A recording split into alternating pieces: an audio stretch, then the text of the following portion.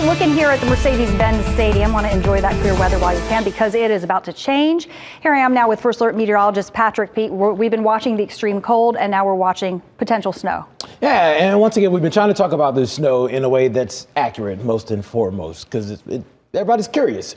We do not expect everyone to get snow. This will not be like that last event, but the chance for snow is there, especially for some of our viewers south of the city of Atlanta. Something we're all dealing with right now is the bitter cold that is in place for today. That's going to continue. That First Alert Weather Day continues through the night and into tomorrow as we watch for that chance for at least some flurries to start to move into some areas. A little bit of accumulation possible the further south you go. Right now we're at 31 degrees here in Atlanta. We have a breeze right now out of the west-northwest at 13. That is the sustained breeze, and that is making that wind chill a full 10 degrees colder.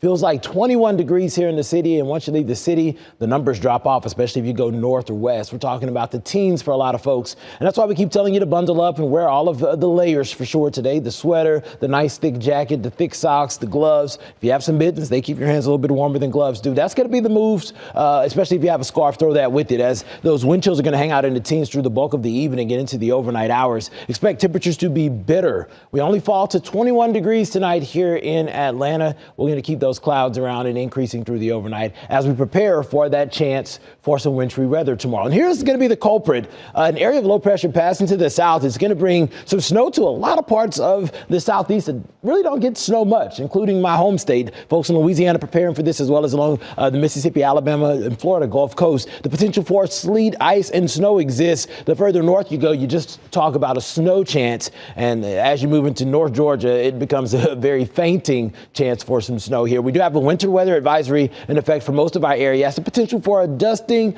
up to an inch is possible along the I-85 corridor and points to the south. We have one county in a winter storm warning, only one, that is Upson County, and that's going to be our best chance of really getting some decent accumulation. We're talking about 1 to 2 inches possible in that area. Here's that new model data that just came in. If you have the First Alert Weather app, Chief Meteorologist Jennifer Valdez just pushed out some new information to you that backs off a little bit on the snow possibilities here in Atlanta. Can't rule it all the way out, but now that chance has come down even more. Some spotty snow showers possible at the 2 o'clock hour. As we get close to 5, you can see this is hovering well to the south of I-85, and that's where the snow lives. As we get closer to 9, it is gone. We trend drier and eventually on the clear side. Despite the snow tomorrow, we're still going to be dealing with a lot of cold. We're still going to be dealing with some frigid wind chills. Feels like the 20s at best through the afternoon. The snow accumulation forecast continues to shift further south and east with the best chance of getting some real accumulation.